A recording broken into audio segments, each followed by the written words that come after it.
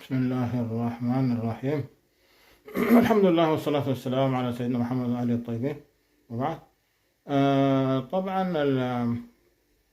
فلول الكيزان طبعا سايقين الشعب السوداني بالخلا وقاعدين يكذبوا. الوقت كله كذب، شغلهم كله كذب، ولكن الحقيقة حتبان sooner or later، قريب ولا بعيد حتبان الحقيقة. والحقيقة بدأت تصل الحقيقة. وكده الفات ده كله قاعدين يكذبوا للشعب السوداني، يقول والله نحن وما عارف ايه، وعملوا عنتريات بالفاضي. وطبعا يقول لهم جماعة كده في الشارع، ما يقول لهم شارع فاضي كده يكوركوا نحن وما تعرف حنبلة ولا بلة وما تعرف شنو. وبعد شوية بعد المعارك يجي يقولوا يلقوا هنا، نلقى انه في جماعة يسألهم انت كتبتك شنو، تابع لوين، وعارف جاي من وين، رتبتك شنو، وكلام زي ده. مأسورين كلهم للأسف. الأيام دي المأسورين كلهم عبارة عن جماعة المستنفرين، شباب يعني ما شاء الله، شباب صغار مساكين، يعني رايحين ضحية في الكلام الفارغ بتاع الكيزان ده.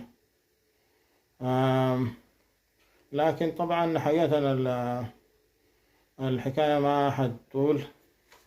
واضح أن الحكاية ماشية في اتجاه هناك، في اتجاه ما في صالحهم على كل حال.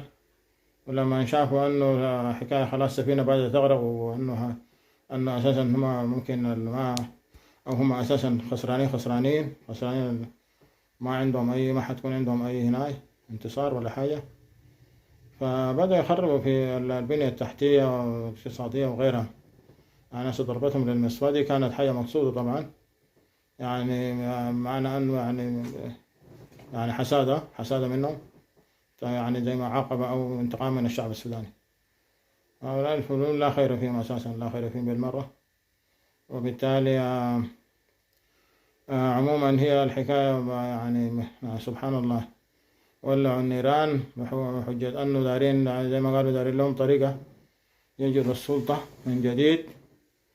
ولكن ربنا يريد شيء وهم يريدون شيء آخر. لكن يعني قالوا كل شيء يعني تجي حسب أهواءك وحاجاتك بالسيف والمكايد. وعملوا مكايدات وعملوا حاجات كثيرة جدا جدا، عملوا خطط جهنمية كده، لكنها ما نجحت. طبعا نجحت يعني للأسف، نجحت بس في تعذيب الشعب السوداني. عذب الشعب السوداني بهذه الحرب وشردوا ملايين الناس بسبب لأنه قوم الحرب دي هم الكيزان أساسا. طبعا هسه هم يعني كل مرة بنكروا هنا، لكن طبعا ما في الشعب السوداني كل مقتنع أنه هم الطرف الثالث اللي ولع الحرب دي أساسا. وأنا فيما أعتقد هم خدوا الجيش في الأمر الواقع، يعني خدوا الجيش في هذه الورطة، والجيش لقى نفسه في مشكلة. وبعدين طبعا لأنه هم عندهم الضباط بتاعينهم، ضباط الجيش معظم الكوار ده كلهم معظم كيزان، وبالتالي يعني الجيش هنا، فبالتالي يعني لقوا نفسهم في مرصع وبدخلوا البلد في ورطة كبيرة. والجيش معظم الجيش العادسة والضباط المتابعين للكيزان طبعا هسه هم معظمهم حتى اللي قاعدين في المقرات اللي لسه ما سقطت دي أو سقطت جزئيا، ده أساسا قاعدين غصبا عنهم. أنا بعرف يعني مجموعة من الناس يعني قاعدين هم هنا غصبا. قلنا لهم يا أخي عمرك وتخارجوا شوفوا هنا يتموا إيالكم ساي ولا تتعوقوا، وزول بيجيب لكم حي بعد شوية ما حيشتغلوا لكم الكيزان ديل.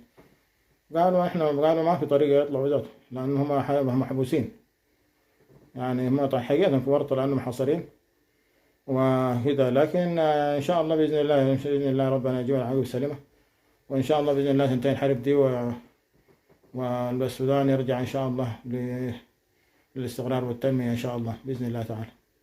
نسأل الله ذلك، والسلام عليكم ورحمة الله تعالى وبركاته.